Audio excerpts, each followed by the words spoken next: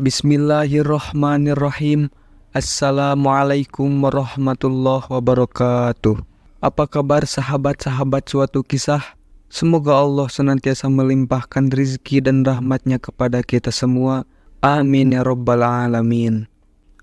Kehidupan Nabi Muhammad SAW dan keluarga termasuk sederhana, walaupun bisa saja memiliki harta yang banyak dari perdagangan.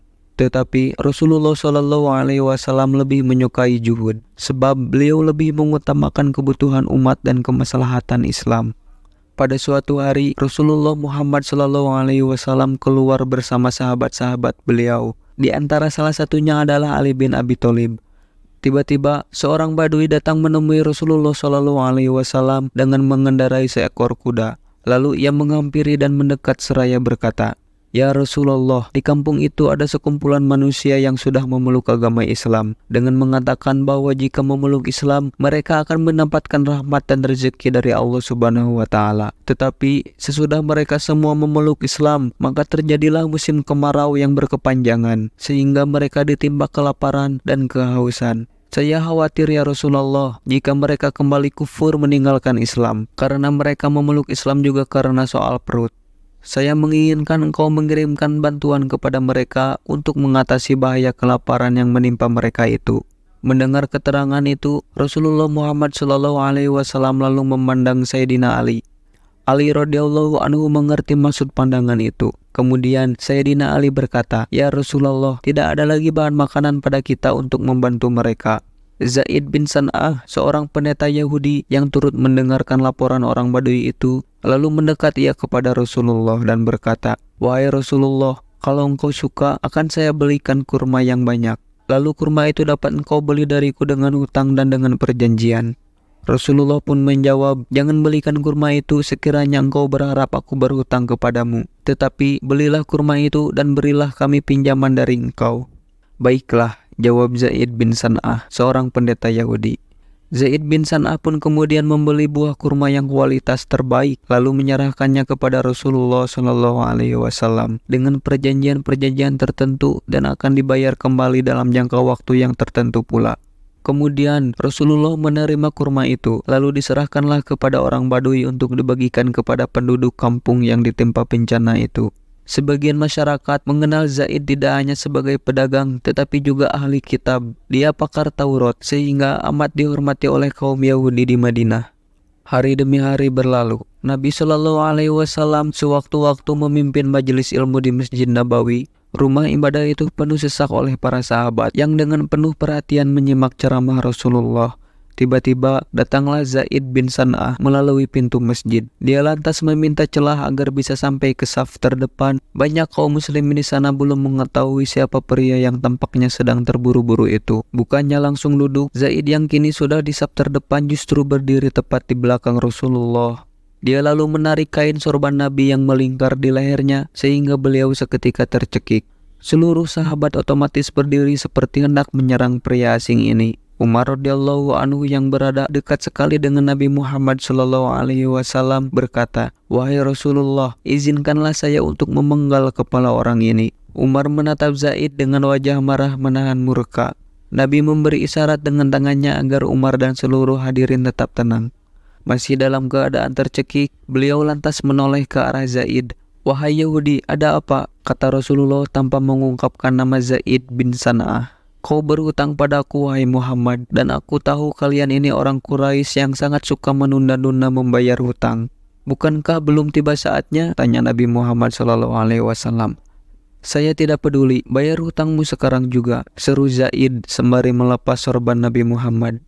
Maka Rasulullah SAW berpaling kepada Umar dan berkata, "Wahai Umar, ambilkanlah dari Baitul Mal sebanyak 20 sak kurma untuk membayar hutangku kepada Yahudi ini dan sebanyak 20 sak kurma lagi." Kemudian Umar bertanya, "Wahai Rasulullah, 20 itu untuk bayar hutang, tetapi 20 sak lagi untuk apa?" Rasulullah pun menjawab, "Itu sebagai hukuman karena engkau telah menakut-nakuti dia." Singkat cerita, Umar pun keluar dari masjid dan berjalan menuju Baitul Mal. Dia diikuti oleh Zaid dari belakang. Sepanjang perjalanan, Umar mencoba meredam kekesalannya.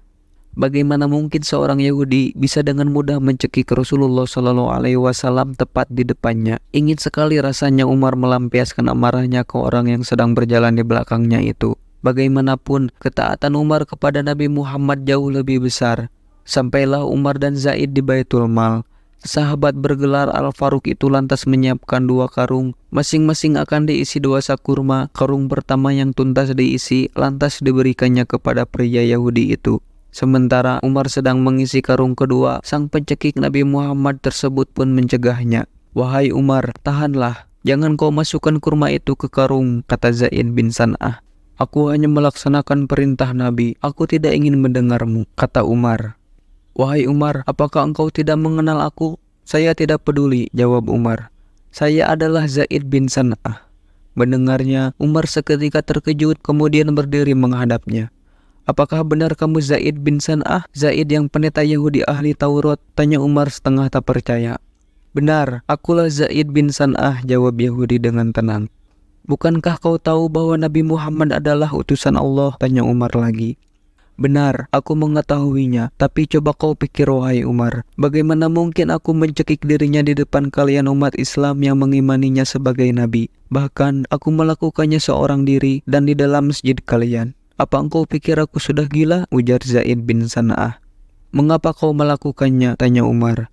"Sungguh, sebelum tadi aku datang ke masjid kalian, aku telah mendapati tanda-tanda kenabian pada diri Muhammad. Hampir seluruh tanda-tanda itu ada padanya. Hanya saja, masih ada satu tanda yang belum tampak jelas bagiku, yakni bahwa kasih sayangnya mengalahkan rasa amarahnya," jelas Zaid bin San'ah. "Maka dari itu, aku nekat melakukan hal tadi. Aku tahu Muhammad belum jatuh temponya. Aku sengaja memancing emosi Muhammad dan kalian para sahabatnya. Aku sudah bertekad mempertaruhkan nyawaku hanya untuk membuktikan kebenarannya. Aku hanya ingin mengetes apakah tanda-tanda kenabian yang terakhir itu ada pada diri Muhammad, dan kini aku percaya. Ternyata benar, kasih sayang beliau mengalahkan amarahnya. Sekarang aku telah membuktikannya. Aku bersaksi kepadamu wahai Umar, bahwa Allah sebagai Robku, Islam sebagai agamaku, dan Muhammad sebagai nabiku. Dan aku telah bersaksi kepadamu bahwa aku telah menyedekahkan sebagian hartaku untuk umat Muhammad."